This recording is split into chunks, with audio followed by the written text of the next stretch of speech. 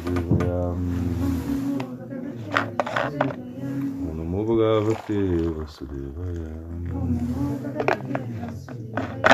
Om Namo Bhagavate Vasudevaya.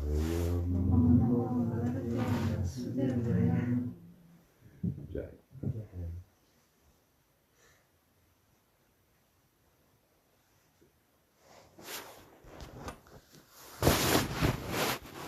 A gente começa com César Maharaj que Jai. Bom, no livro Paraíso Perdido de Milton, Satã diz: é melhor reinar no inferno que servir no céu. Mas na realidade o que nós queremos é o oposto. Nós queremos servir, né? Na realidade servir. Essa é o ponto mais importante, né? A gente quer servir no inferno, se for o caso, né? Do que reinar no céu. A gente não está aceitando essa proposta. Essa é uma proposta de Maya, na realidade. Nós queremos nos desvincular cada vez mais de Maya. Maya está nos agarrando a todo momento, nos puxando, né, para o lado totalmente contrário da nossa natureza, do nosso Swabhava, da nossa verdadeira essência. Então, por isso, nós temos que sempre dizer não a Maya. Ou seja, e dizer não a Maya significa também que você vai dizer não à sua mente, muitas vezes, né? O quanto for preciso, você tem que dizer não para a mente. Porque se você cede à mente, se você cede à Maya, você está sendo um perdedor no plano da consciência. Então, por isso, nós estamos tentando, né, desenvolver uma conexão real. E essa conexão real é através do amor, através da rendição. Então, a rendição é como se fosse o palco que nós estamos montando para a nossa vida futura, ou seja, para que nós possamos algum dia experimentar algo espontâneo em relação a Krishna, em relação a tudo isso que nós estamos teoricamente estudando, né? Ou seja, nós estamos aprendendo isso de uma maneira teórica. Entretanto, a rendição, com esses pilares, a rendição ela consegue nos dar sustentação. Porque o que nós precisamos estar sustentados numa base firme. Então, são os pilares da rendição, né? Anukulyasha Shankapaha Pratikulyasha Varajanam Ratishi Vishvasu Gopitriti Varanam Tata Atunikshipa Karpani Shadvidah Sharanagatihi. Então, 6 princípios da rendição. Você precisa aceitar o que é favorável, rejeitar o que é desfavorável, senão não tem avanço. Ou seja, porque o início é assim, o início você precisa rejeitar coisas. Mas não somente rejeitar, nós precisamos aceitar coisas também. Então nós rejeitamos a má associação, aceitamos a boa associação. Rejeitamos alguns tipos de alimentos, mas aceitamos prachada. Então, o que nós estamos projetando, então isso nós vamos alcançar. Então esses são os pilares básicos, né? E depois você entender, você ter fé que Krishna vai te proteger. Ou seja, se existe alguém que pode te proteger, é Krishna. Então nós temos que entender isso, né? Que só Krishna pode nos proteger, ninguém mais. E todos os arranjos que você possa fazer para se proteger podem ser frustrados, porque depende de Krishna, essa é a ideia. E ele vai manter a sua existência também. A gente tem que ter essa convicção, essa firme convicção que Krishna vai me manter. Ou seja, nós, todos os dias nós pensamos em comer, todos os dias nós pensamos em nos nutrir. Isso é uma necessidade de todos os seres. Então, quem nos mantém é Krishna. Isso. Ou seja, onde nós vamos dormir, onde nós vamos... essas necessidades básicas, Krishna está provendo isso, né? Claro, através da inteligência que ele te dá também, né? Você não precisa ficar de braços cruzados, né? Esperando que tudo aconteça, um milagre. Não, não é isso. Você realmente desenvolve um reconhecimento, um agradecimento que existe alguém que está mantendo a sua existência. E você acaba também se entregando completamente a essa pessoa. Você se entrega, Atmaniveda. Atmaniveda significa se entregar completamente, né? E ao final, a humildade que nós devemos desenvolver. Se você se aproxima do infinito, você se torna humilde, porque você não é capaz sozinho, você precisa de ajuda. Você entende que o infinito ele tem infinitas possibilidades, e a possibilidade mais infinita do infinito é de poder se revelar a você, imagina? De se conectar com você. Então esse é o aspecto mais espetacular do infinito, que ele pode te entregar a misericórdia. Passa Bhakti, me Buda Budai Maharaj. Bom, na existência mortal é marcada pela incerteza, né? Mas a única segurança que você tem é que você tem uma consciência aí dentro, você tem um mundo da consciência dentro de você, e ela é imortal. Então nela você pode confiar, porque não depende a alma, ela não depende da matéria. A matéria depende da alma. Ou seja, a consciência, a matéria depende da consciência. Porque é a consciência que tá gerando a matéria. Então, na realidade, o plano subjetivo ele é superior ao plano objetivo. O plano objetivo ele é muito limitado demais, né? Claro, agora nós estamos dando muita importância a esse plano fenomênico, a tudo que está acontecendo aqui nesse mundo material. Entretanto, nós entendemos que tem algo dentro de nós que é imortal, que nos dá essa segurança. Você é imortal. Ninguém pode tocar na sua alma, ninguém pode prender a sua alma, ninguém pode fazer nenhum dano em relação à sua alma. Então esse é o ponto seguro, né? Então, na realidade, enquanto nós estamos nesse corpo, né? Essa natureza condicionada, ela nos impede de buscar o nosso verdadeiro objetivo da vida, né? Etavam evalokishmin puncham dharma paraismrityaha bhakti yoga prayojitaha janeshu variagya, coisa assim. Ou seja, aí está dizendo que esse verso ele diz o quê? Ele diz que a ocupação eterna de toda a humanidade deveria ser o Bhakti Yoga, deveria ser o canto do santo nome, principalmente. Essa é a ocupação para todas as entidades vivas. Então as entidades vivas elas já têm uma ocupação. Elas deveriam se ocupar em cantar o santo nome.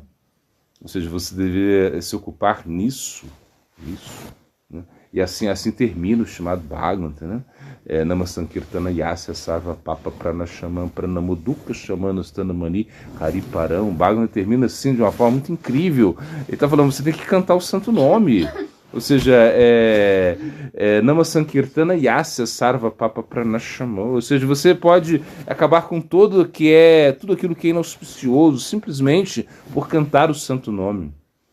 Então, por que nós não estamos cantando o santo nome? Ou seja, porque realmente nós estamos sendo muito influenciados pela matéria, muito influenciados por esse aspecto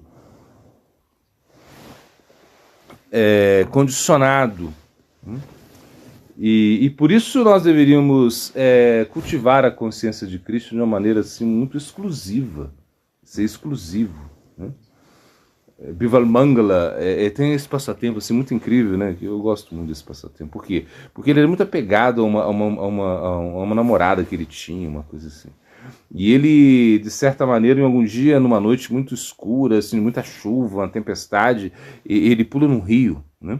E quando ele pula no rio, ali estava um cadáver ali. E ele pensou que esse cadáver era um tronco, né? Depois que ele viu que era um cadáver. Então, mas ele usou o cadáver para atravessar o rio, imagina?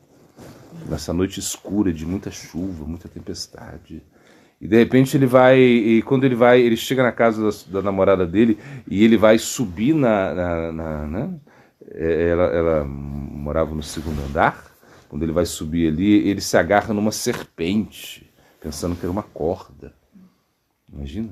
E quando ele chega e vai falar com ela vai falar para ele: nossa, como você chegou aqui nessa noite tão escura, com tanta chuva? Como você cruzou o rio? Aí ele explicou: não, eu tinha um cadáver, eu pensei que era um tronco, por isso que eu vi, aí eu atravessei. E como você subiu aqui? Eu pensei, eu me agarrei numa serpente, depois que eu vi, mas pensei que era uma corda, não era uma serpente. Ela falou: uau, se você tivesse tanto apego por Krishna como você tem por mim, você seria perfeito. Isso foi o que ela falou para ele. Então aí na hora a ficha caiu, eu falei assim: não, tá. Saiu para praticar. Ele pensou: vou para Vrindavana, vou para Vrindavana. E antes de chegar a Vrindavana, faltava uma boa distância ainda, então ele entra na casa de um Brahmana recebe ele, né, com a sua esposa, e a esposa do Brahmana era muito bonita. Em algum momento o Brahmana, sei lá, o Brahmana saiu, uma coisa assim, e ele começa a olhar para a esposa do Brahmana, assim, tem desejos assim, luxuriosos em relação a ela. E aí o Brahmana volta, foi uma coisa assim muito rápida. Então ele vai lá e ele pede um grampo do cabelo da Brahmani, né? da esposa do Brahmana. Então ele pega um grampo e ele abre o grampo assim, né? Naquela época os grampos eram fortes, né? Bem fortes. Então ele vai, fura os dois olhos, assim, fica cego. E aí ele continua indo para Vrindavana, né? Imagina. Então essa determinação, né, que a gente deveria se espelhar, né? Claro, a gente não vai furar os olhos, não é isso, né? Ninguém vai fazer isso. Mas pelo menos você entender que essa determinação é muito importante. Imagina, você se determinar para a prática espiritual. Então quando ele estava indo, claro, aí Krishna apareceu na forma de um menininho ali, Krishna, né, apareceu, agarrou a mão dele, levou ele para Vrindavana, Vivamantakura, é uma grande personalidade. Diz que ele é um exemplo de sadhana siddha, uma pessoa que alcançou a perfeição através do sadhana, através da prática. Então é importante isso, é importante você se dedicar a algo com muita determinação.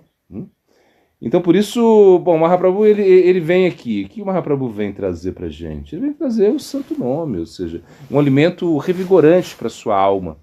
Quando você canta o santo nome, você está dando vigor à sua alma. O santo nome é para a alma, não é para nenhuma parte mais do corpo.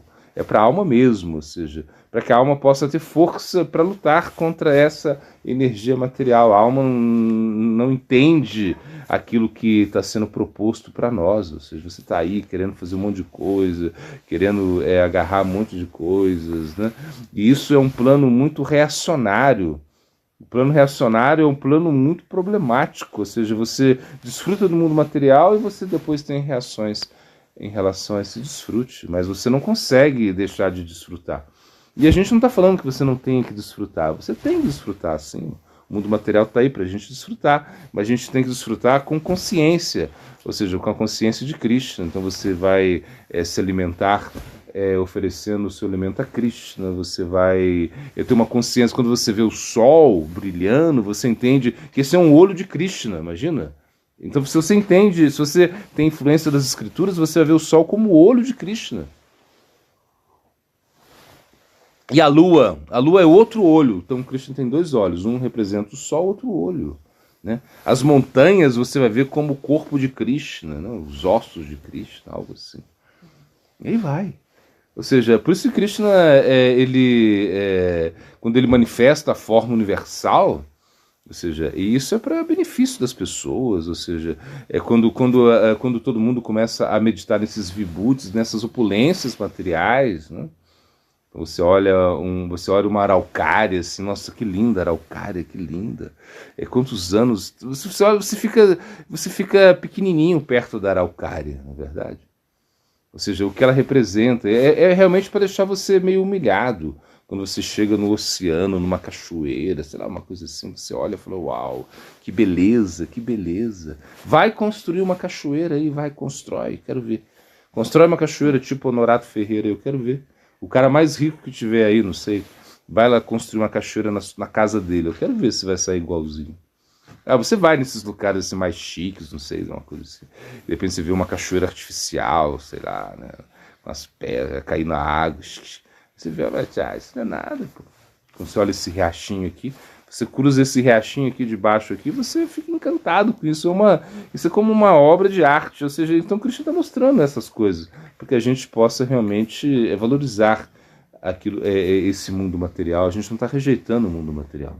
A gente está aceitando o mundo material com uma consciência diferente. Esse é o ponto, né? Bom, como a cultura védica vê eutanásia em humanos e animais. Bom, na realidade não vê. Assim, ela não se tratava disso, né? Na realidade, as pessoas morriam quando tinham que morrer. Ou seja, não ficavam lá como, né? Os animais também. Ou seja, você pega sei lá, um cachorro e ele fica doente, aí você vai levar no veterinário, claro. Mas de repente, hoje em dia, tem mais possibilidade, né, de prolongar a vida do animal, uma coisa assim. E aí chega um ponto que você fala, não tem jeito mais de de prolongar essa vida, eu vou sacrificá-lo. No animal você fala sacrificá-lo, vai sacrificá-lo. Porque você decide isso, né? E numa pessoa, por exemplo, você nunca vê nas histórias védicas uma pessoa lá, tipo moribunda, não sei, e eles estão assim artificialmente tentando manter a vida dessa pessoa, não é isso? O caçador Mrigari, né? Isso é outra coisa. O Mrigari, ele que deixa os animais sofrendo, ele estava prolongando o sofrimento dos animais. Ou seja, ele prolongava a vida dele, assim, não matava ele de uma forma rapidamente, porque ele ficava desfrutando com o sofrimento do animal lá, agonizando, né? Isso é o prazer que ele tinha, né? Aí Narada Muni chegou lá, né, pregou para ele, enfim, sabe dessa história. E ele recebeu a instrução de matar os animais de uma vez, né? É diferente.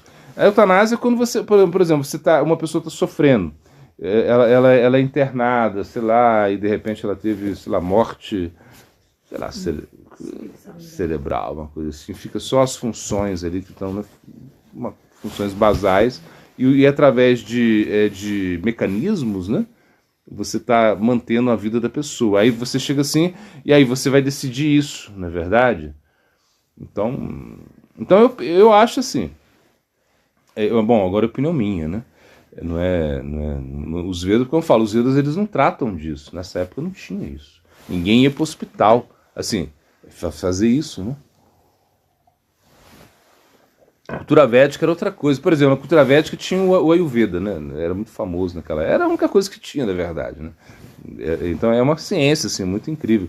Mas era assim, você tinha um médico, a família tinha um médico e a família pagava para o médico, como se fosse um plano de saúde.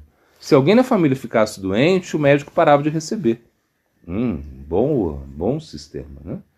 Ou seja, aí os médicos não queriam deixar as pessoas ficarem doentes, então eles trabalhavam a prevenção, né?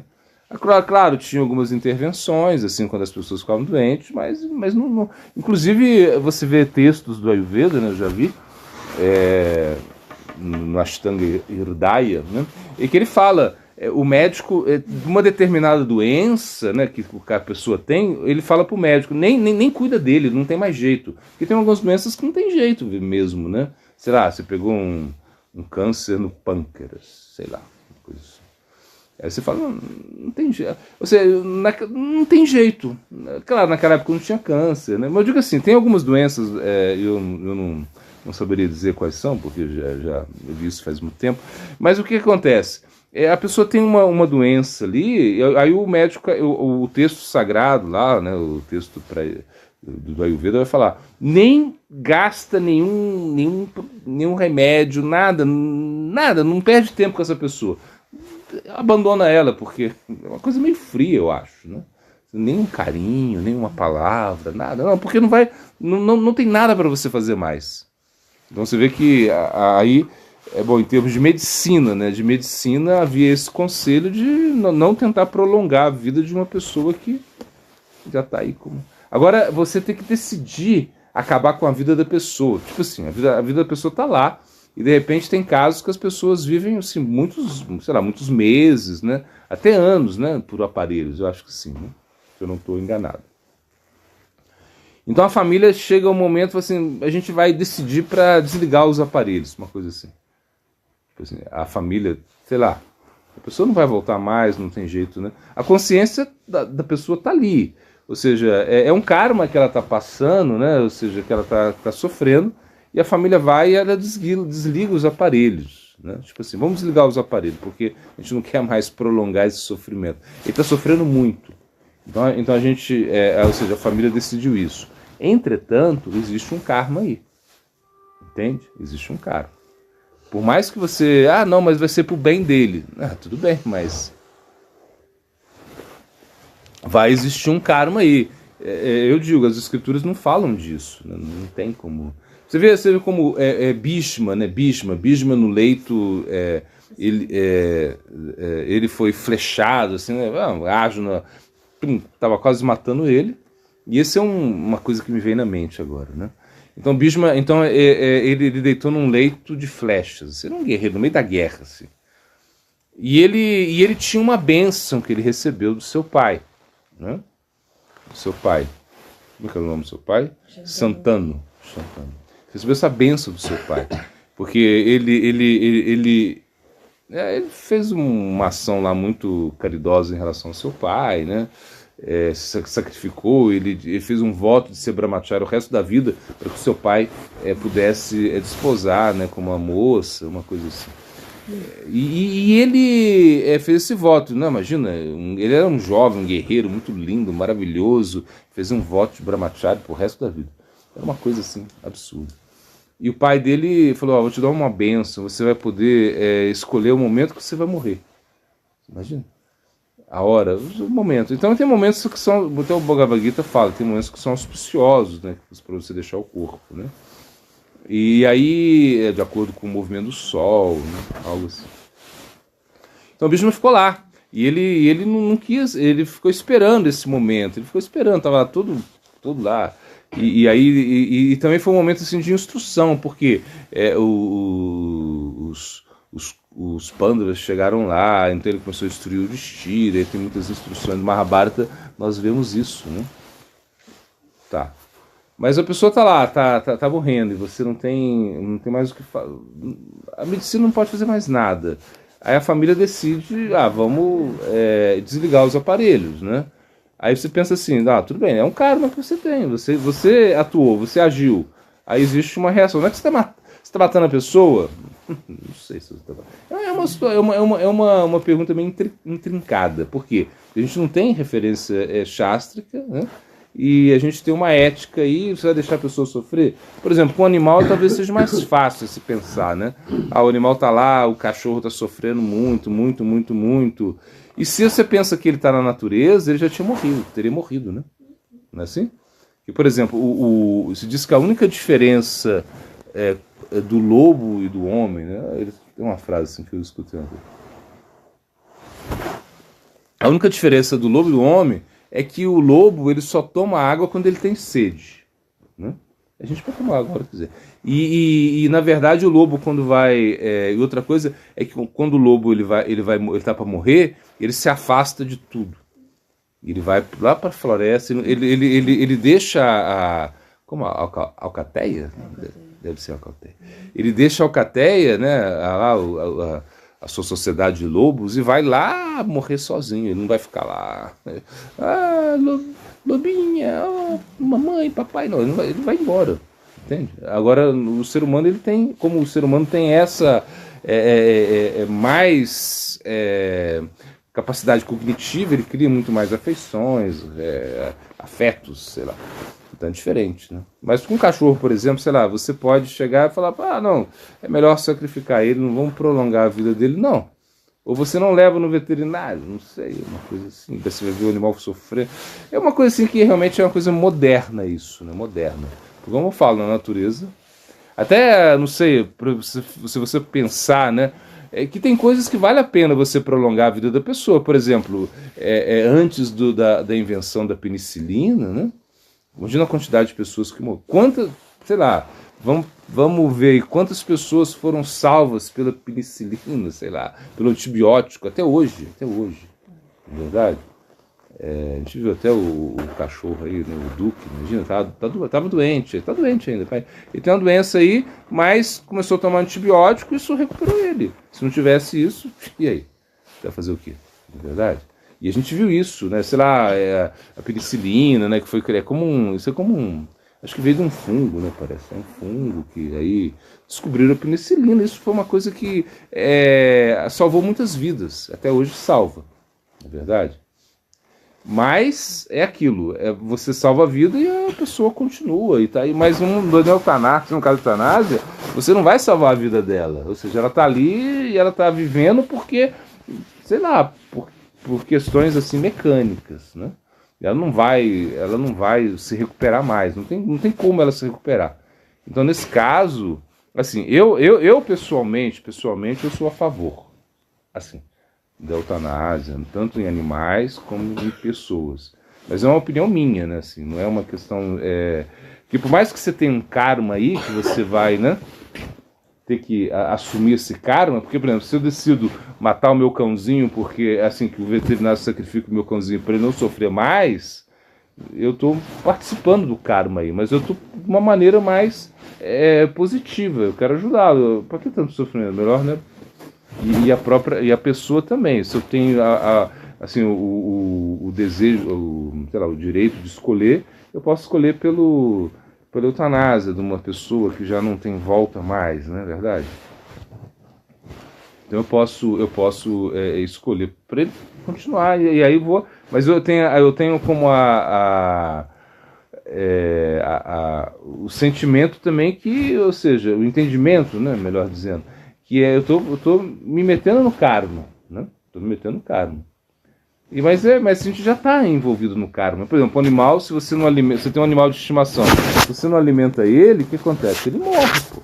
Não é que ele vai caçar, sai para caçar. Aqui acho que tem uma possibilidade, mas seria muito estranho, né? Imagina o Duque e o Doxa caçando aí, isso é uma tragédia. Né? Vão caçar até a gente, se bobear. Mas mesmo assim, se você pega, né, como esses animais assim na cidade, isso é uma coisa meio artificial que a gente criou, na verdade. E a própria e com o ser humano também, ou seja, a gente acaba tendo que prolongar a vida por uma questão assim mais, sei lá, de um sentimentalismo, um afeto, né? Você quer que... Mas como tem mais esperança, pessoalmente eu penso que é melhor desligar os aparelhos aí no caso. Mas é opinião minha, assim, os Shastras, não vamos falar nada disso, porque nessa época não tinha esse desejo, né, de prolongar a vida, né, isso de forma mecânica, assim, tão artificial. A gente pode fortalecer a mente para que ela seja nossa amiga, ela não se contamina com Maya. Então, na verdade, muitos acharyas vão falar que a mente, ela nunca é, assim, apesar que Krishna fala, Udare Atmanatmanam Natmanam Hasadai, né? Ou seja, que a mente pode te degradar, a mente pode te elevar, né? Ela é a sua melhor amiga e a sua pior inimiga, mas muitos acharyas, principalmente Sridhara Maharaj, ele vai falar que a mente ela nunca é sua amiga. Ela nunca é sua amiga. Por quê? Porque a mente é material. Então, enquanto ela não estiver na posição constitucional dela, ela não vai ser sua amiga. Então, na realidade, a gente pensa o quê? A gente pensa que a mente, com a mente, a gente tem que atacar a mente. Não tem jeito. Você não pode fazer amizade com a mente. Vem cá, mente. Vamos tomar um sorvete junto? Vamos passear junto? Não. Com a mente não existe isso. Não existe muita amizade com a mente, né? Você tem que submeter a mente. É igual, por exemplo, quando você entra... Uma vez eu lembro, a gente era criança, né? E aí chegou um circo na cidade. Um circo. E a gente é curioso, né? A gente ia lá, né, no circo. Naquela época tinha circo... hoje eu nem sei como é que é isso, mas naquela época tinha muitos animais, eles traziam animais e tinha uns tigres, né, tinha um leão, era um circo chique. A gente foi lá e a gente ficou vendo lá o o leão, o tigre, uma coisa assim. E a gente ficou lá, né, criança, né, curioso, começamos a conversar, a perguntar, né, pro adestrador, sei lá, o domador, né, então, aí ele estava explicando, ele falou assim, olha, é o seguinte, a gente queria saber como você entra na jaula do leão, né? E ele falava, olha, é o seguinte, aí ele explicou, né, bom, enfim, não lembro muito bem, a gente era criança, né, ele também não explicou tão bem, mas o que eu entendi é o seguinte, é que ele entrava, né, assim, para adestrar eles, assim, e ele falava, eles nunca vão ser 100% domesticados, não tem jeito, um leão, né, não tem como, né, ainda mais trancado ali, né, eu até acredito que o leão, se você bota ele para dormir aqui, né, tem casos aí, acho que talvez tenha, né, mas o leão na jaula não tem como. Então você, e ele falou que ele entrava com, sei lá, com um banquinho, né, com um chicote, com ferro, ele explicou mais ou menos. Mas o que eu achei interessante, que me ficou na minha mente isso, né, é que ele falou, você nunca pode estar numa posição inferior do leão, entende? Se o leão fica assim mais elevado que você, ele vai te atacar, é a natureza dele. Então você tem que estar sempre, né, assim, é isso, assim, sempre atacando ele, né? Então, mas intimidando ele. Então, com a mente a gente tem que ter essa atitude de intimidação com a mente. A gente precisa intimidar a nossa mente. Você fala assim, não, peraí, amanhã a gente vai acordar. Não, mas será que... Não tem, a gente vai acordar, você não tem escolha. Então, quando você ataca a mente, né? Quando você faz uma marcação-pressão na mente, né? E eu gosto desse exemplo, assim, igual o basquete. No basquete tem vários tipos de marcação. Tem marcação por zona, né? Que você fica lá 2, né, e 3 atrás, assim, ficam, né? Marcam a zona, né? Tem marcação individual, cada um marca um, né? É assim também. Mas tem uma marcação que é a marcação-pressão. Marcação-pressão significa o quê? Quando o cara lá faz a cesta do outro lado lá, na hora que a pessoa pega a bola, o jogador pega a bola para começar, ele já tá lá. Marcação-pressão. Pressão, o tempo todo, é a quadra toda. Imagina. É uma coisa difícil, né? Quer dizer, por isso que tem que substituir os jogadores, porque realmente cansa muito, imagina. Então a mente é isso, a mente a gente tem que fazer marcação-pressão com ela. Pressão. A mente não pode querer fazer amizade com a mente, não. Você tem que negar a mente, como diz o próprio Bhaktisiddhanta, sem chineladas quando você acorda na mente. Sem chinelada, pega o chinelo, tá. E quando você dormir, sem vassouradas, assim. É mais ou menos isso. Literalmente, ele está dizendo que você tem que cantar o santo nome. Porque quando você canta o santo nome, quando você canta os gaitos, quando você faz a meditação, você está como dando uma paulada na mente, né? Outra coisa também que é importante é o seguinte, é que você precisa ter uma inteligência forte. Porque se a inteligência é forte, determinada, né, como o Krishna fala, né, Virasatimika Buddhi, Ekaiha Kurunanda, uma coisa assim bem determinada, você consegue convencer a mente. Porque se a sua inteligência não é poderosa, a mente ela faz o que quiser com você.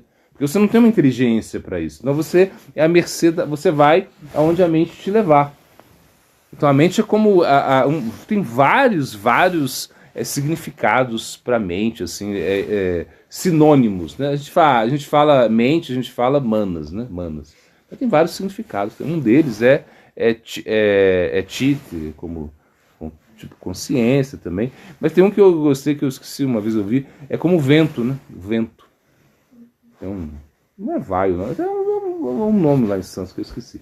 Então, ou seja, a mente está te levando, né? É mais ou menos isso, a mente te leva para um lado, ela te leva para o outro, né? Ela te propõe uma coisa, depois ela recua, ela aceita, ela rejeita, raga do eixo, ela se apega, depois ela tem aversão. Imagina, então você está com uma coisa assim, não tem jeito de fazer amizade com ela não tem como. A mente vai ser sua melhor amiga, vai ser, Krishna fala isso, mas quando ela já não atuar, ou seja, e você pode pensar assim, você pensa até nos estágios, né, da mente, né, lá, a gente viu lá, né, na arte do sadhana, o Gurudeva cita Patanjali, né, no Yoga Sutra, lá de Patanjali, né, que vai falar que Kshipta, Muda, Vikshipta, né, sei lá, Ekagra, Niruda, eu não lembro muito bem, mas o que acontece? Acontece que a mente ela está distraída, ela está confundida, ela tá assim, você vê que os estágios são esses assim, chega lá um estágio lá, né, que a mente ela está concentrada, ou seja, mas ela concentra no objeto da meditação. Aí é como se diz, aí ele dá um exemplo lá, é como quando você queima um cordão, né, você queimou um cordão, mas ainda fica o rastro do cordão. É uma coisa assim. Então você não pode deixar o objeto de meditação de lado, senão não vai dar certo. Você precisa meditar nisso. Você precisa de ter um foco, um objeto, uma meditação, para você controlar a mente. Aí quando ela está na situação dela liberada, aí sim, aí acabou. Ela está na posição constitucional dela, porque lá no mundo material, no mundo espiritual, perdão, tem mente. Só que a mente é totalmente espiritual, espiritualizada, você espiritualizou a mente.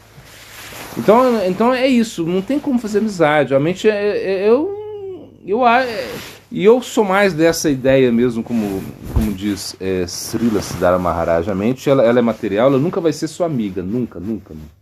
Tira da mente isso, que ela vai ser sua amiga, que você vai poder, né? E tem hora que você tem que ceder para a mente, não tem jeito. Você fala, não, eu vou bater na mente, eu vou fazer tudo. Não, peraí. Tem hora que você tem que bater o gongo, né? Você entende isso, né? Bater o gongo. Bater o gongo, né? Na luta de boxe, lá, você tá lá, né? O cara tá apanhando. Ele tá quase assim, de repente, bateu o gongo, né? Aí a hora que ele para um pouco, né? Aí ele tem uma chance ainda, né? Ele fala, salvo pelo gongo, né? Acho que tem essa expressão ainda. Por quê? Porque realmente você ainda tem uma chance ainda, né? Você tem uma chance. Você, como se diz, aí a gente fala também, não atirar a toalha, né? Quando fala atirar a toalha, significa o quê? Desistir. É na luta de boxe. Você tá lá, o cara tá lutando, aí o treinador vem, ele tem isso, ele joga a toalha. Quando ele joga a toalha, fala, acabou, não mata o cara não, pelo amor de Deus, acabou, ele já não aguenta mais, acabou. Então a gente não tem que desistir com a mente, né? A gente não tem que jogar a toalha, mas a gente tem que entender que tem hora que a gente tem que recuar, não tem como, você tem que se defender da mente também, porque ela é tão forte, não tem o que fazer. Tem hora que você fala, não, tá bom, mas depois você ataca de novo, é isso, entende? Você não pode chegar e também levou paulada da mente, agora, tá bom, vamos ser amiguinho. Não vai, ela vai acabar com você. Entende? Então é isso. Às vezes, por exemplo, você está cantando o santo nome, de repente vê um pensamento estranho na sua mente. Às vezes acontece, né? Um pensamento super estranho. Aí que você vai fazer? Você vai ficar, nossa, por que eu pensei nisso? Eu pensava, eu não quero mais ser devoto. Como esse vem na minha mente, como é isso? Não, tudo bem, veio, não fica brigando com esse pensamento. Aí eu tô falando, aí você perdeu, não é verdade? Assim, como levou uma paulada, levou um soco, uma coisa assim. Mas espera aí você vai de novo. Então não ficar muito assim, porque tem hora que a gente fica meio assim como... sei lá, chateado, né, com os pensamentos estranhos, né, com o pensamento, sei lá, de inveja, né, a gente tem essa inveja toda na mente, né, coisas assim. E é uma coisa muito chata, né, você ficar com inveja de uma pessoa porque ela está se dando bem, ela está bem, imagina, e ainda mais na vida espiritual, porque no mundo material você entende, né, você tem inveja lá do cara, mas na vida espiritual você tem inveja que a pessoa está se elevando espiritualmente, que está fazendo um serviço para o guru ou coisas assim, aí você fica, não, imagina uma coisa super estranha, você fica ao contrário, você tem que estar feliz porque ela está fazendo algo bom, né, na vida espiritual. Quanto mais pessoas fortes assim espiritualmente a gente tiver aqui, vai ser melhor. Isso que a gente deveria pensar, mas não é assim. A mente vai jogar isso. Né? Então é isso, é como atuar de uma maneira com ataque. Você tem que atacar a mente, atacar. Tem hora que você vai apanhar, tem hora que não tem jeito de você vencer a mente, então você perdeu. Mas vai ter a próxima batalha, você tem que pensar nisso. Né? Não vai ficar assim, vai ter revanche. Espera aí, amanhã você vai ver, mente, como eu vou cantar mais concentrado, entende? Você vai ver como eu não vou ficar sendo influenciado. E assim você vai vencendo. A mente você vence, a mente você vence ela assim todos os dias, assim um pouquinho. Se você consegue vencer todos os dias, chega uma hora que você venceu a guerra. É uma coisa assim. Isso vai demorar, não é tão fácil assim, né? Então com a mente não tem, acho que não tem muito fazer amizade, achar que vai, essa meditação, né, meditação para a mente, né, sei lá, mindfulness, uma coisa assim, mindfulness. Não tô, mas é uma coisa boa assim para quem não conhece o Mahamantra, acho que é bom. Pelo menos faz alguma coisa. Mas a gente, ou ficar lá, sei lá, sabe, de repente é até bom, eu acho bom, né? Eu acho bom, sim, não estou criticando isso. Mas o Mahamantra é muito mais poderoso, imagina. Então, se você canta o Mahamantra, isso vai te ajudar muito mais.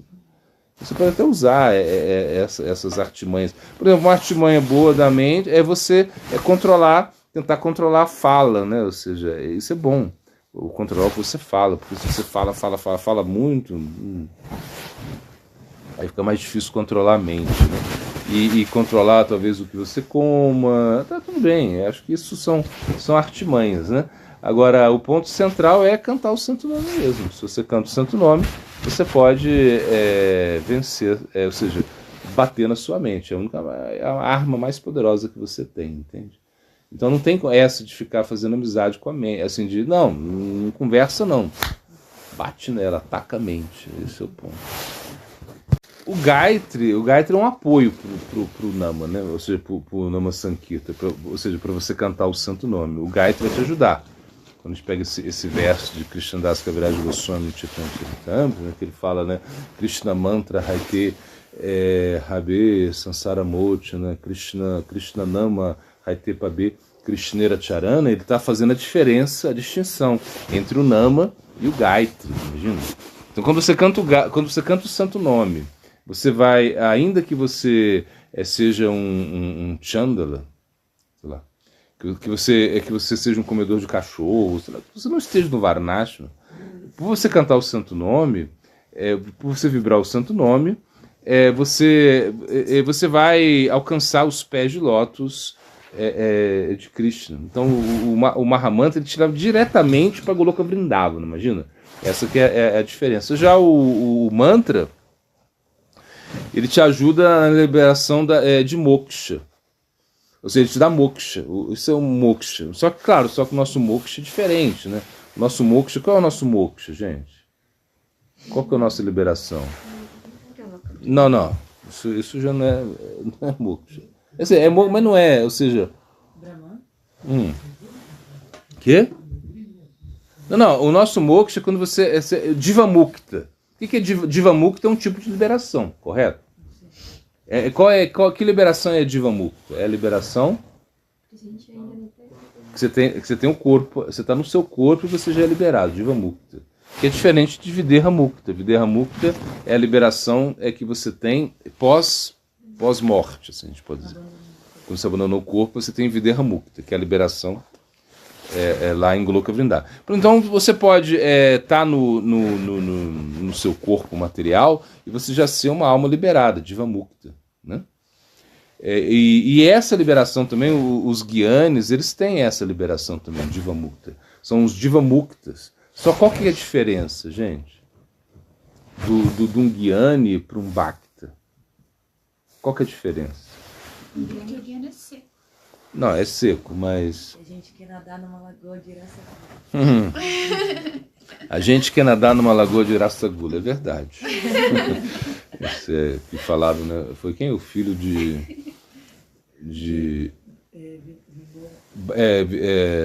Bhakti Tirtha Maharaj, né? Bhakti. Mas ele chamava Kunjababu, né? Era conhecido como Kunjababu. Ele era casado, né? Aí o menino, aí perguntaram o que é. E o menino falou assim: nossa, eu quero. Goloka Vrindavana, o mundo espiritual para mim é uma lagoa de Rasagulas, assim, tipo assim. Imagina. Esses guianos, eles entram na água gelada para meditar. Os guianos entram na água gelada para meditar, e ele falou que ele queria nadar numa lagoa de Rasagula.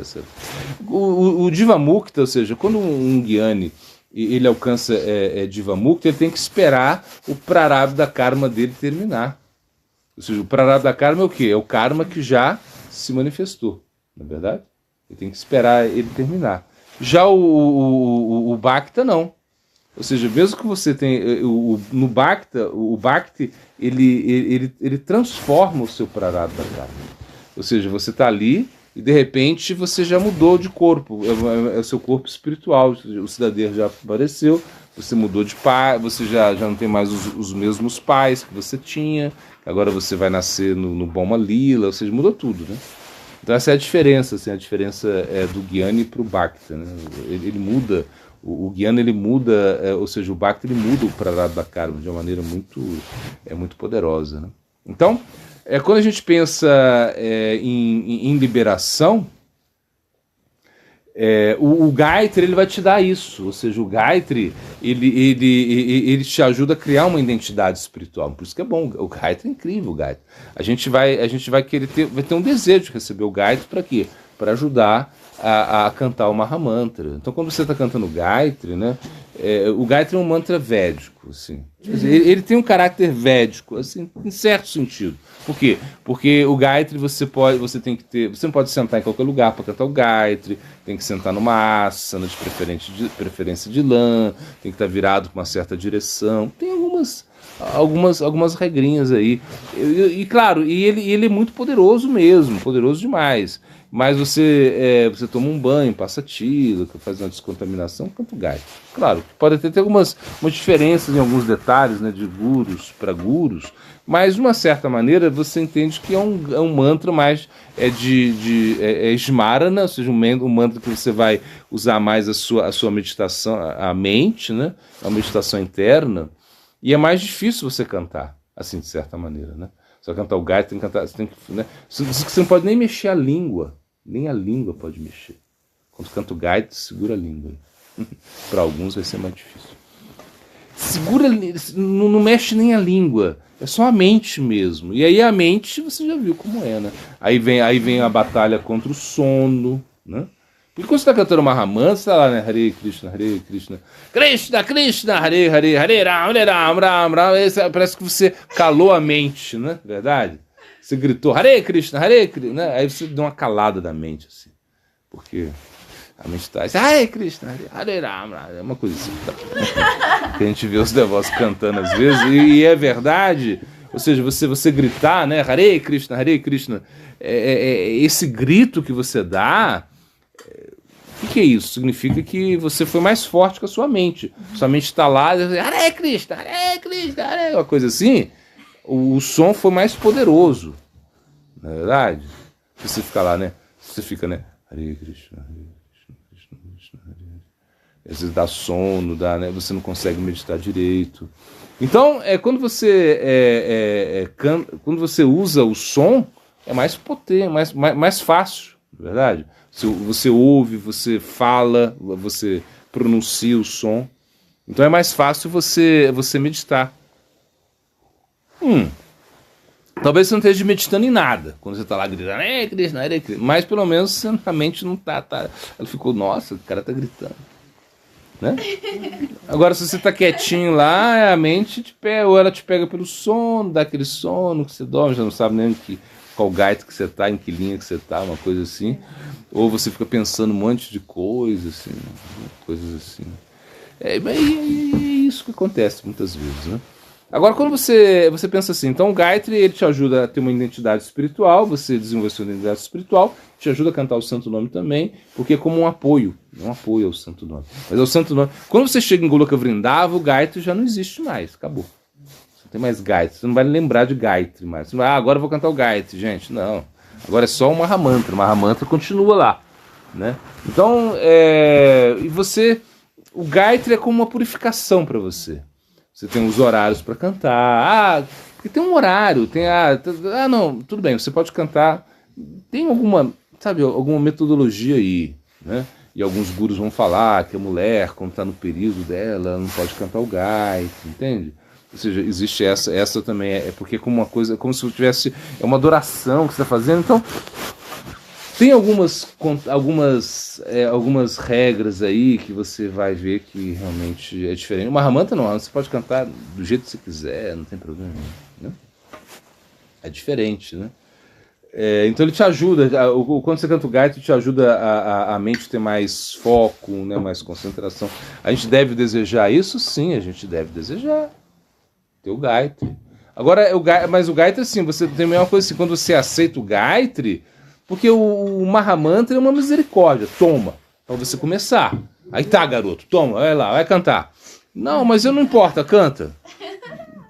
Já o Gayatri, não, o Gayatri você tem que ter a certeza mesmo. Então, até tem gente que fala, eu acho, eu gostei, que na primeira iniciação, no Mahamantra, né, você escolhe o guru, uma coisa assim, né? Falar, quero me iniciar com tal guru, então você pede o Mahamantra para ele te dar.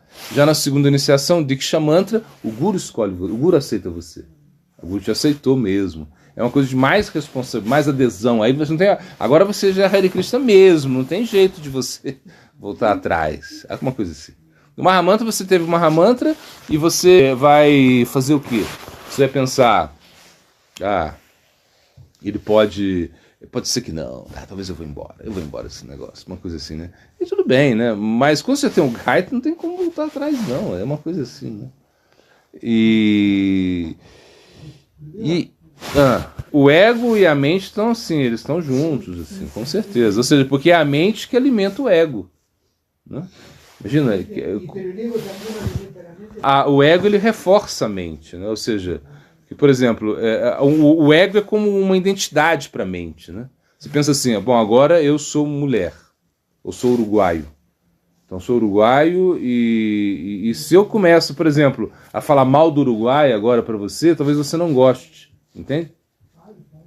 Não. Eu vou falar mal do mate, vou falar mal das... Aí, ó. Então aí como já chiou lá. Eu vou falar, não... Então assim, por quê? Porque é uma identificação que você tem e a mente alimentou isso, entende? E eles estão juntos, assim, na realidade, né?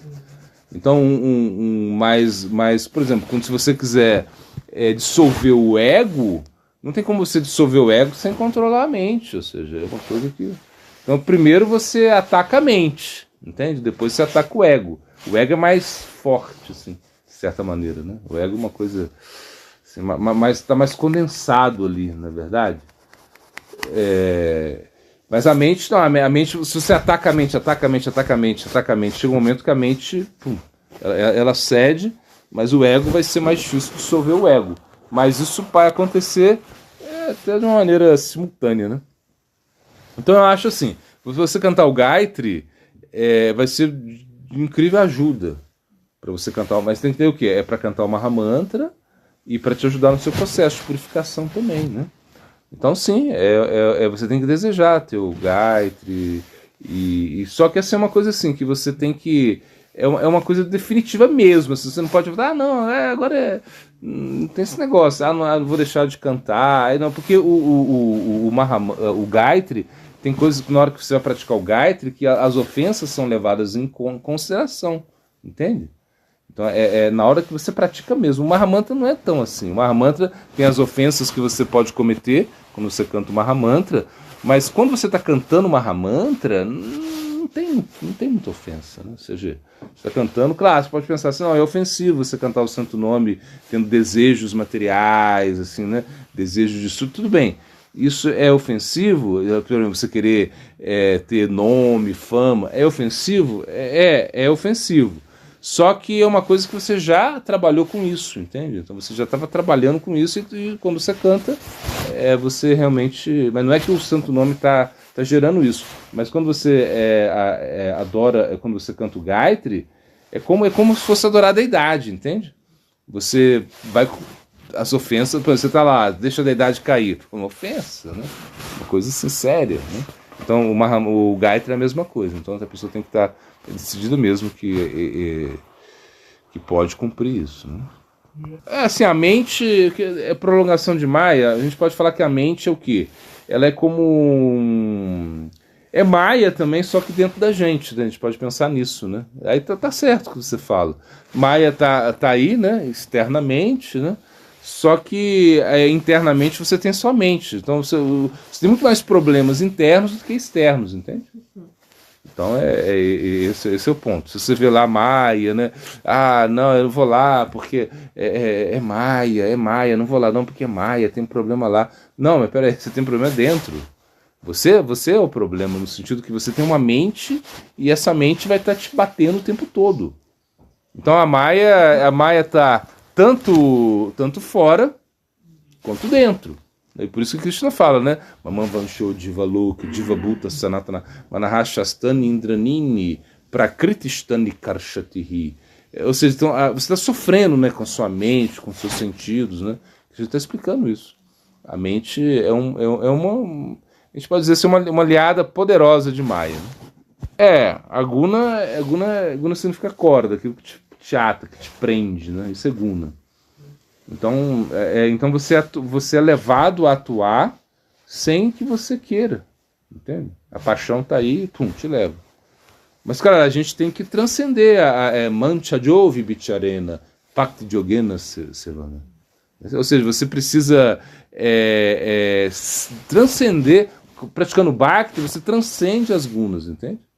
Tipo, eu tô atado pela guna, não posso fazer nada, não sou eu. Não, peraí, uma hora vai ter que fazer. Uma pessoa que sabe que não vai viver muito tempo, né? Então eu acho assim, por um lado é uma bênção, Por quê? Porque você já pode se programar, não é verdade? Então assim, e morrer, todo mundo vai morrer. Não vai morrer, não tem como. Todo mundo vai morrer. Um dia a gente vai ter que, sei lá, aí encontrar com a morte, não tem como. Não tem como se escapar disso, não tem. E ninguém até hoje nunca escapou. Você vai falar uns casos assim, mas a gente nem precisa. Isso são casos excepcionais, sei lá, de repente o Destira, né, foi levado no seu próprio corpo, né? E aí tem mais alguns casos. A Asvatama, que tem uma maldição de não morrer, imagina. Maldição para ele de não morrer, de ficar vagando, enfim. Mas a gente pensa o quê? A gente pensa que é como um momento assim de reflexão que você vai ter. Como, por exemplo, Parikshit Maharaj, ele aceitou a morte, né? Ou seja, ele aceitou essa condenação, era havia uma maldição, né, de um filho de um Brahmana contra ele, e ele aceitou isso e falou, não, tudo bem, são 7 dias de vida, eu tenho 7 dias de vida, eu vou morrer em 7 dias. Então ele chegou e foi atrás de Shukadeva Goswami. Quer dizer, ele chegou e Shukadeva Goswami apareceu lá, e aí ele falou, eu tenho 7 dias de vida só. O que eu faço? Né? E aí o Shukadeva Goswami falou assim, não, você não vai morrer, abandona essa consciência animal que você vai morrer, você não morre, você é a alma. E aí é o Bhagavata, imagina? Savapum Shamparadharbo Yato Bhaktiya Duksha Ahaitukia Pratihatayatma Suprasiddhyata. Ele explicou a função, ou seja, o aspecto mais importante da nossa vida, que é a prática. Ou seja, que você realmente se aderir ao Bhagavad Dharma. Né? Então, se você sabe que não vai morrer, de repente, por exemplo, que você vai ter pouco tempo de vida. Quando a gente vai ficando velho, né, assim, a gente entende que a gente vai ter menos tempo de vida, ou seja, que, né, a gente já viveu e agora é uma coisa mais natural você abandonar o corpo. Então, quando a pessoa vai ficando mais velha também, ela precisa se preparar para a morte, não é assim? Claro, a morte ela pode chegar de uma maneira natural ou de uma maneira, por um acidente, isso pode acontecer também. Mas o conselho é o quê? É que você realmente dê tudo. Porque não é uma questão de tempo. Porque às vezes a pessoa fala, eu vou viver 100 anos, 120 anos, nunca aconteceu nada comigo, nem uma cárie. Você não teve nem cárie, sei lá, não teve nada, nem um corte, nada. Tá bom, mas se você não aproveitou a sua vida para praticar a vida espiritual, o que adiantou? Não adiantou nada. Né? Então, se a gente tem essa conexão com Krishna, com os devotos, se somos devotos, ou seja, tentando ser devotos, né, a gente aproveita isso de uma maneira positiva. O pouco tempo, ou sei lá, a gente sabe que não vai viver tanto, então vamos aproveitar isso o máximo possível. O máximo possível. Né? E talvez isso seja uma bênção que a gente tem, como eu falei, é de você colocar intensidade na vida espiritual, coisa que você não faria se você não tivesse essa situação que sabe que vai morrer rápido, assim, pronto, né, rapidamente. Assim, num determinado tempo de vida, vai ter um determinado tempo de vida, coisas assim. Então eu acho que a gente tem que praticar mais, né? Ou seja, como a gente vê, né? Como eu falo, como a gente vê nessas histórias assim, onde Katanga Maharaj, ele era um rei e ele ajudou os semideuses, assim. Ele foi lá nos planetas celestiais para ajudar os semideuses. Tão poderoso que ele era, imagina. Os semideuses chamaram reforço, levaram Katanga. É mais ou menos isso, não. E ele foi, então ele lutou muito lá, eles venceram a batalha, os semideuses estavam muito felizes com ele. E aí falaram para ele assim, não, aí ele falou assim, não, agora eu quero ele falou assim, então você tem a gente vai dar uma bênção para você, né? E essa bênção era que ele ia saber, ou seja, ele tinha pouco, assim, ele podia, né, como era assim, porque eles sabiam que ele ia morrer logo, era uma coisa assim, não lembro do meio da história. Então ele podia ter uma bênção de prolongar a vida, uma coisa assim, né? Assim, nos planetas celestiais, uma coisa assim, ter muito desfrute, né? Ou não. E ele preferiu saber quanto tempo ele tinha de vida, uma coisa assim. Aí eles falaram para ele. E ele falou, não, agora ele tinha pouco tempo de vida, mas ele falou, eu vou me concentrar muito no tempo que me resta. Ele escolheu isso, né? Então eu acho que é uma possibilidade que a gente tem de colocar intensidade na vida espiritual. Porque a gente vai só trocar de corpo, a gente morrer a gente não morre, a gente sabe disso. Bom, pelo menos todo mundo deveria saber disso, a gente não morre. Agora, é claro, né, você falar, isso é uma coisa que a gente sabe disso, mas quando acontece com a gente ou com alguém que está muito perto da gente, a gente fica meio chocado. Ou seja, quando a coisa está acontecendo com a gente. É um momento assim que de transição, né? Assim, forte, né? Não é uma coisa assim. Então é a intensidade. Por exemplo, esses samurais, né, que lutavam lá, né? E eles tinham o haikai, né? Haikai, né? Você sabe, né? Haikai. Que é como isso, um poema que eles escreviam, né? Porque quando eles estavam para morrer na batalha, eles iam morrer. E aí, então já estava perdida a coisa, mais ou menos, né? Então eles guardavam eles tinham uma faquinha aqui, né? Assim que eles guardavam aqui. E antes que o inimigo capturassem eles, né? Eles já estavam meio feridos, alguma coisa assim. Eles faziam o... Como é?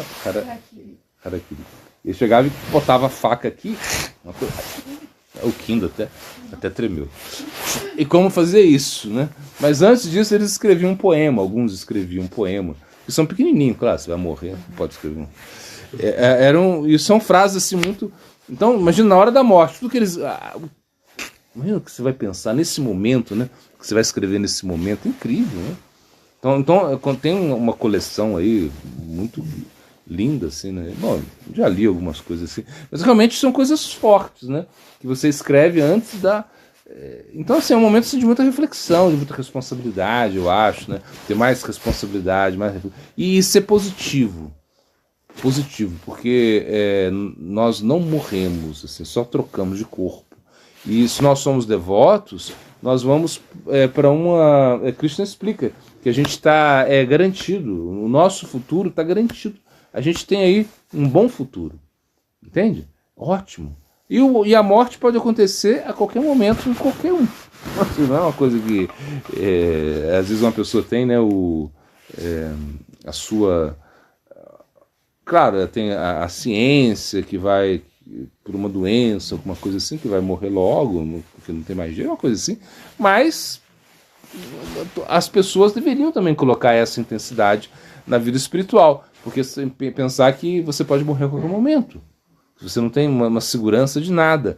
Agora, claro, quando a pessoa sabe, tem uma notícia que vai, porque ela vai ter que encarar a morte rapidamente, então ela vai ter mais, ela tem essa certeza, ter essa segurança significa que eu vou ter que praticar o máximo e aí esqueço tudo. Você esquece, aí todos esses pequenos problemas deixaram de ser problemas para você. Né? Imagina uma pessoa que se preocupava muito com política, na verdade, se preocupava de repente com problemas na família, de repente fala, agora eu vou abandonar o corpo, eu vou só me dedicar à vida espiritual. Essa é a ideia. Né? Então, entender isso, entender que a gente não morre, que a gente é eterno, né? E que a gente vai aproveitar esse período aí que resta para praticar muito, muito, muito, muito. E assim, e a certeza que vai continuar na outra vida.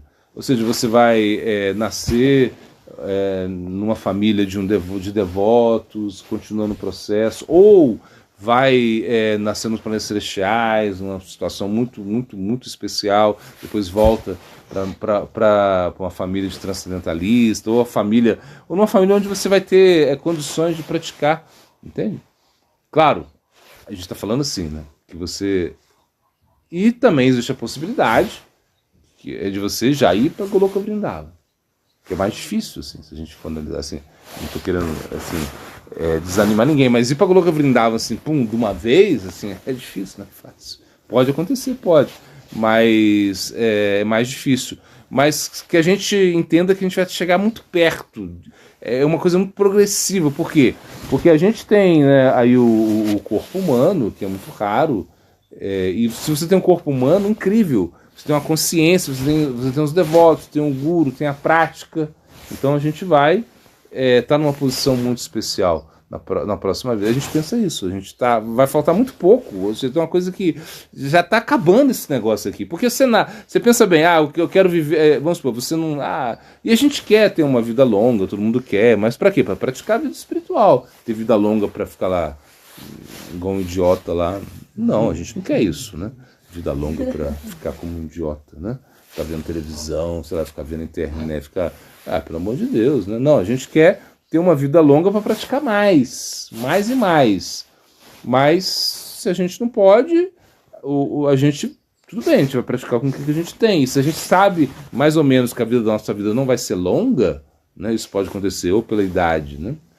Ou por alguma doença, você vai botar a prática forte. Por exemplo, quando a gente via o Swami Maharaj Prabhupada, ele falava muito mal. E quando ele via assim, os velhinhos, né, jogando dominó, né, jogando dama, né, a gente vê, ele falou várias vezes assim, ele metia o pau. Falou, como é isso? Os caras estão aí na beira da morte jogando dominó, jogando dama, jogando, sei lá, que isso? Assim, como é isso? Assim, ele ficava indignado. Como eles não estão, né, cuidando da vida espiritual, já vão, né? Imagina. E como é isso? O cara tá lá fazendo a caminhada dele, né? Olhando o relógio, uma coisa assim. Ou seja, e tá fazendo a caminhada e o tempo tá passando. Ou seja, ele tá olhando o relógio, o tempo que ele vai caminhar, uma coisa assim, né? Mas ele tá olhando também o tempo que resta, que falta pouco, né? Uma pessoa mais idosa, é uma coisa assim. Ou seja, é essa consciência que a gente tem que ter. Então, se eu tenho pouco tempo, eu vou aproveitar o máximo, o máximo. E, como eu falei, é uma bênção saber saber que já tem pouco tempo. É uma bênção, assim, no sentido de você poder praticar muito, muito, muito, muito.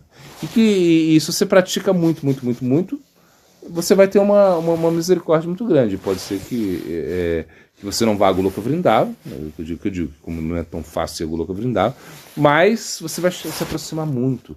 E você pode até nascer no Boma Lila, imagina, no Boma Lila, que é Goloka Vrindavan, que é Gokula, ou seja, que é o local onde Krishna manifesta seus passatempos. Então, assim, é ser positivo nesse momento. Difícil, claro, não é fácil, né? Mas é ser o mais positivo possível e puxar sempre para a prática, para praticar muito, muito, muito, o máximo que você conseguir. Porque você entende que falta pouco. E todo mundo deveria entender isso também, de certa maneira, né? O que Kumaracharya Pragnu Dharma Bhagavatanha Durlabha Manusha Jaman. Você que Prahlada Maharaj fala, a vida humana é muito rara e desde criancinha você deveria praticar a vida espiritual, né? Porque é uma coisa rara você ter vida humana. Então, se a gente já está praticando, se a gente já é devoto, se a gente está aí, né, nesse processo, então a gente está bem, a gente está super bem. Tem que encarar isso com otimismo. Como entender os pés de lótus de Krishna? Então, você entende que o lótus, né, você entende essa flor, né? É essa flor tão assim, tão emblemática, né, na nossa cultura, né, o lótus, né? É a flor de lótus. Por quê? Porque, na verdade, os pés, se a gente analisa os pés eles têm contato com coisas assim meio sujas, né? Assim, você sai na rua, tanto é que a gente, quando sai na rua, a gente volta e a gente não coloca o sapato dentro, a gente não fica pisando na casa. Tem gente que faz isso, né? Mas até a ciência até a medicina, sei lá, a ciência já descobriu que tiveram uma descoberta incrível, eles são muito incríveis, porque depois de anos e anos de pesquisas, eles chegaram à conclusão que se você está com um sapato que você andou na rua, né, pisando, sei lá, no cocô do cachorro, no catarro de alguém lá, né, enfim, se você fica andando com esse mesmo sapato que você fica andando em casa, você vai ter muito mais probabilidade de ficar doente, muito mais proliferação, né, de bactérias, blá, blá, blá, blá, blá, blá, chegar a essa conclusão. Imagina que, cara, eles são muito incríveis, né? E demoraram não sei quantos anos para chegar a essa conclusão. O professor lá, o PhD, não sei do que. Imagina, se você olha lá a Índia, olha lá a China, o Japão, né, os orientais, né? Tem isso. Então a gente deveria copiar deles essas coisas, né? Mas enfim. Os pés geralmente estão numa posição assim meio de contaminação. E o lótus também. Vocês já viram flor de lótus? Não, ninguém viu, né? É difícil. Aqui é meio difícil, mas na Índia tem porque tem umas que são falsas, né? Tipo assim, fake news, fake news. Ela nasce no barro, no lodo. Assim, é uma coisa muito, muito assim. E ela é muito linda, linda, linda. E ela do lodo ela consegue ser tão linda assim, né? Imagina, ela tá ali e o lótus, ou seja, ele tá no meio da coisa aí, tudo sujo, tudo tem lodo, barro, e de repente essa flor sai disso. Então imagina, é uma coisa muito significativa para a nossa vida, né? Você entender que e Krishna representa isso, ou seja, ele representa esse renascer assim, de um local. Você pensa bem, Krishna. Quando você pensa os pés de lótus de Krishna, você pensa que é a coisa mais linda do mundo, né? Ou seja, a coisa mais maravilhosa do mundo. Que está nos pés de Krishna, e os pés de Krishna é a parte, por exemplo, quando você vê a forma universal, aí você vai ver, né, Sutala, Patala, Mahatala, Tala. É o quê? É para baixo mesmo, né? Para baixo. Ou seja, são os planetas, né? Inferiores, assim, os planetas infernais, assim. Então, Patala, Sutala, Mahatala, blá blá blá. O quê? Onde representa a parte de baixo. Então, na forma universal, esses planetas representam os pés de Krishna, assim. É uma representação simbólica, né? Então, a gente entende o quê? Que os pés estão conectados com algo inferior, entende?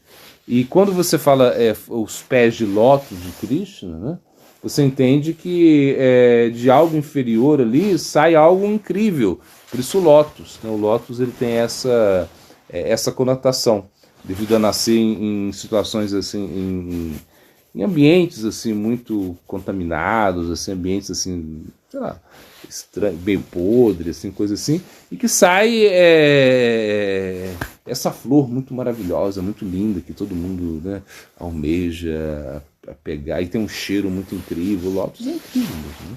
Então é isso, é daí que vem essa expressão, né, os pés de lótus, né? E a gente vê até o guru também, ele é tratado assim, os pés de lótus, né, o meu guru deu. O lótus significando essa coisa muito linda, muito bela, né, muito linda, muito bela, que está nascendo de algo que aparentemente é inferior, né?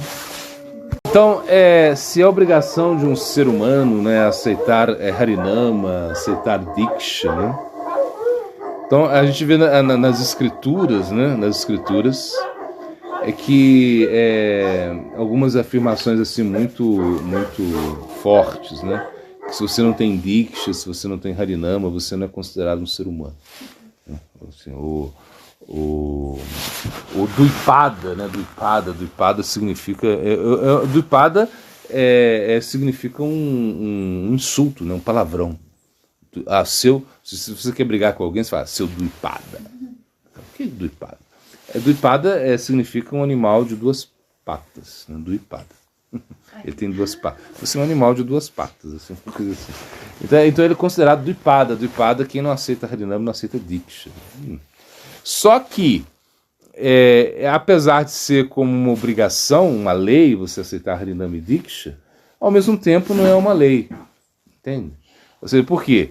Porque vai muito da sua inspiração para você aceitar o Harinama e a Diksha, né?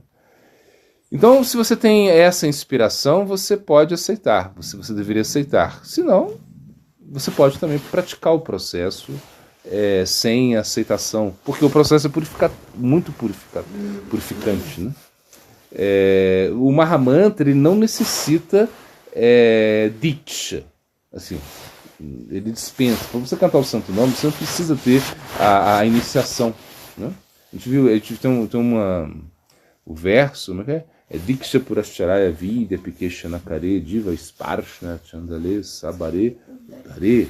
Ou seja, é que se você come cachorros aí, como esses cachorrozinhos, se você é comedor de cachorro, você canta, e a sua língua, a língua que come cachorro, ela que vibrou o Mahamantra, se ela vibrou o Mahamantra, ela alcança os pés de Lorde Krishna. Aí fala, não precisa Diksha, e não precisa também Purashtraya.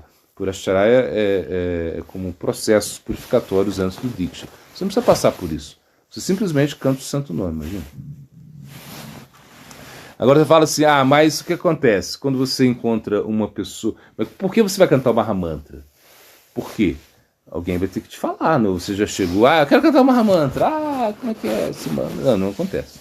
Alguém vai ter que te falar do Mahamantra, você vai ver pessoas falando, e você vai receber instruções a respeito do Mahamantra, e isso vem, geralmente, de um guru, né?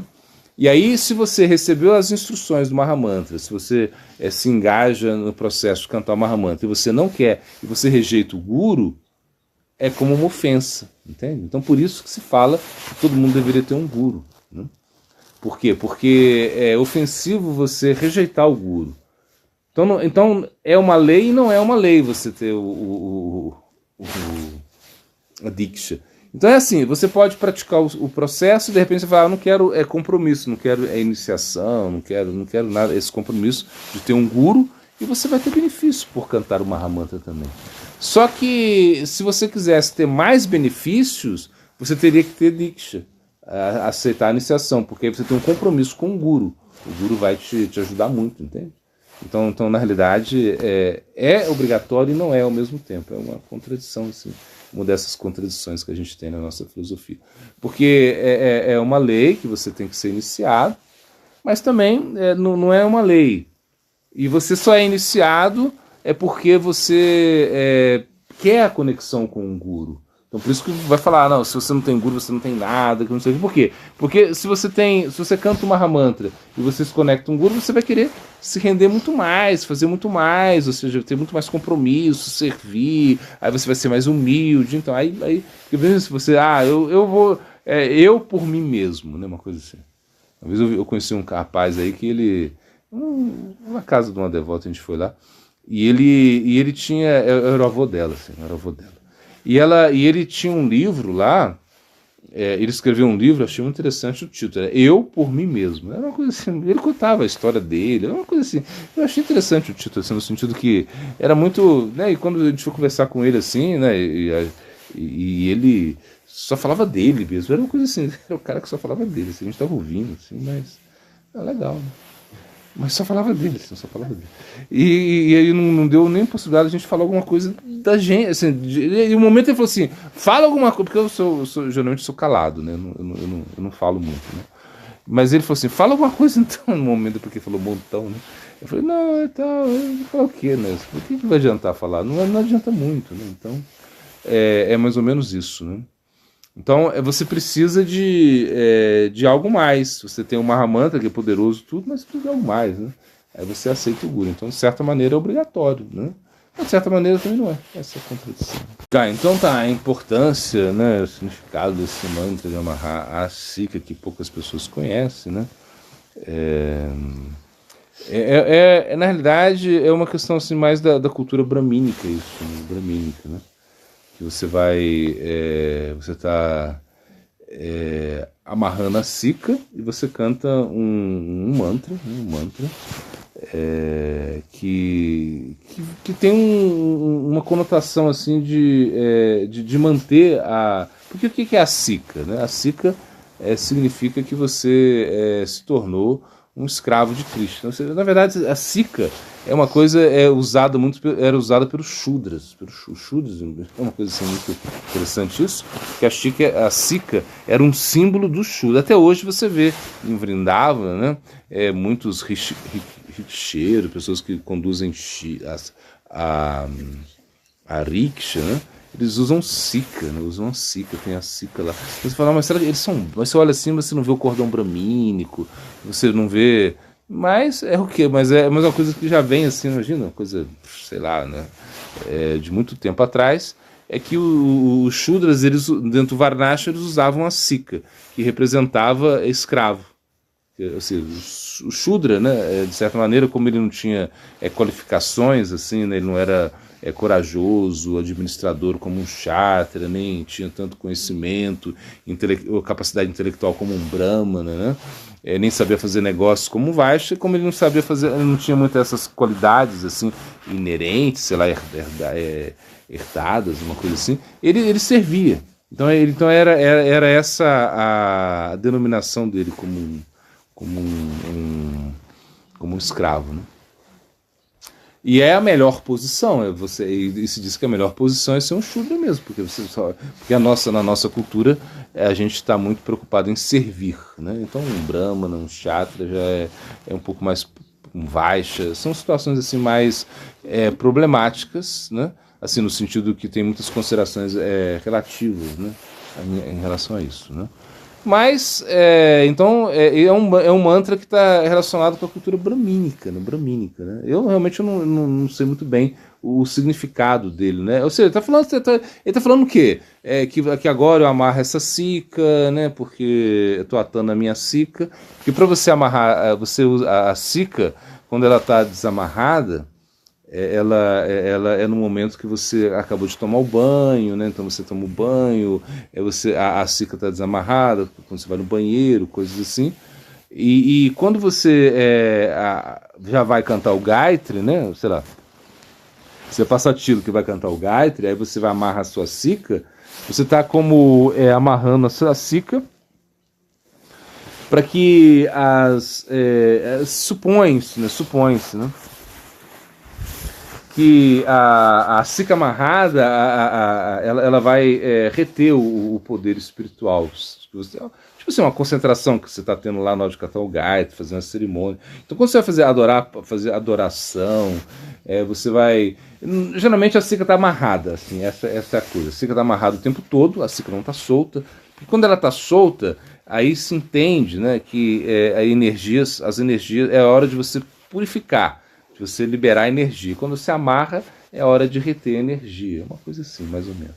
Esse é o significado de amarrar a Sika, né? Ter essa... e o mantra ele fala isso, que você vai amarrar, vai atar a Sika para fazer assim, de uma maneira geral, seria isso, para você praticar, realizar suas práticas espirituais, fazer os sacrifícios, os yagnas, né? E é uma coisa assim de cultura bramínica mesmo, né? Tanto é que quando a gente queria saber o mantra, né? Muitos e muitos anos a gente amarrava Sika e tá. Aí cantava Mahamanta Hare Krishna. Porque assim, se você não sabe o mantra, canta Mahamanta Hare Krishna. Essa é como a dica, porque todos os mantras estão nele, né? E a gente foi lá, a gente perguntou, né, para Gurudeva, mas para Sarabhakti de Budbodanga Chamaraj, qual era o mantra para amarrar a Sika. Né? Aí ele falou assim, vai lá, fala com o Gopala. O Gopala é um discípulo dele que vem de uma família bramínica, né? Ele é uma pessoa, nasceu numa família bramínica, tem muitas qualidades, né? Então ele foi lá e escreveu pra gente, né, um mantra lá, para você amarrar a Sika. A gente começou a cantar esse mantra, né? Quando amarra a Sika. Mas é um detalhe, tem muitos Vaishnavas que não cantam esse mantra, e também não quer dizer muita coisa, não. É mais um detalhe. O princípio é que você tem que praticar a vida espiritual com muita seriedade, esse é o ponto. A inteligência, ela pode ser um agente de Maya? Pode, imagina, você vê a inteligência. Qual é as pessoas super inteligentes, assim, os cientistas estão fazendo o quê? Bombas nucleares. Né? Então, se diz que a coisa mais inteligente que fizeram foi a bomba de nêutrons. Imagina, você pode matar todo mundo sem destruir nada. Você joga uma bomba aqui, todo mundo morre e tudo fica intacto, você aproveita as construções. Muita inteligência. Então, a inteligência... quando ela está muito conectada com a matéria, ela pode dar um problema muito sério, né? Por exemplo, você vai lá, as pessoas muito inteligentes, que estão criando assim, maneiras de desfrutar, é horrível. Então a inteligência, ela vai ter, ela é um agente de Maia, você está perguntando? É um agente de Maia. E mais ela pode ser, a inteligência pode te ajudar muito, vai te ajudar muito, entende? Por quê? Porque é ela que vai te ajudar a vencer a sua mente, né? É igual aquela coisa, você tem uma inteligência para vencer a mente, só que às vezes a mente está tão poderosa, assim, tão condensada, que você não consegue acessar a mente, né? Ela não aceita. É igual quando você vai conversar, tipo assim, você vai conversar com uma pessoa que está fazendo uma besteira na vida, né? Já aconteceu isso com vocês, não sei. Um amigo, você fala assim, não, peraí, não faz isso, cara, não faz isso é uma besteira, isso é uma loucura. Aí o cara, não adianta, você pode falar o que for com ele, que ele vai fazer, não é verdade? Por quê? Porque a mente dele está muito, muito poderosa, está muito querendo fazer isso, ele faz de qualquer jeito. Então ela não dá espaço, a mente não dá espaço. Porque a mente, ela está antes da inteligência, de certa maneira, né? Porque ela que reconhece as coisas. A mente, ela tem uma... ela é a rainha dos sentidos, mas ela também é um dos sentidos, né? Então ela está ali como recolhendo tudo, assim, e para ela, então ela consegue recolher todas essas informações, entende? Só que a inteligência que vai condensar isso. Então, por exemplo, quando a mente joga na inteligência, significa que as informações estão condensadas, entende? Por exemplo, se fosse assim, não, fumar maconha é bom. Eu dou um exemplo, fumar maconha é bom. É muito bom fumar maconha, gente, muito bom. Por que bom? Porque é bom para epilepsia, é bom para, sei lá, para quem tá com... Tem um monte de história assim que vai falar que maconha é bom. E aí o que acontece? Aí você vê, a inteligência fica com isso, a inteligência vai lá, né, e procura coisas que realmente vão falar que fumar maconha é bom, né? Tá. Aí ela vai alimentar a mente com isso. Foi uma coisa muito bom. Então ninguém nunca vai porque eu fico relaxado, sei lá. Eu só estou dando um exemplo assim. E o que acontece? Aí você vai falar, você nunca vai deixar de fumar maconha porque a inteligência está te dando suporte para isso. Está dando muito suporte. Então então a inteligência, ela precisa, por isso a gente precisa alimentar a inteligência na fonte correta. Se você alimenta a inteligência na fonte correta, aí você vai ter uma inteligência poderosa. Por isso que Krishna fala, né? E que ele fala, Dadami Budyogantam, Janamam Payanti. Eu te dou inteligência para você vir a mim. A inteligência vem através dos Shastras, do Gita. Quando você olha o Gita, você lê o Gita. Se você, o que Krishna fala no Gita? Você tem que usar a inteligência para estudar isso aí. Ele fala assim, lê isso de frente, do início até o final. E depois lê do final até o início. E lê de novo, até o meio, do meio ao final. Ele fala, é uma coisa incrível. Ele fala, você tem que estudar isso mesmo. Usa sua inteligência para isso. Porque você pega o Gita e você vai te ajudar muito, entende?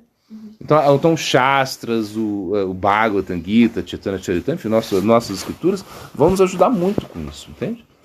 Agora, a inteligência pode ser uma fonte de Maya poderosa mesmo, ou seja, você não...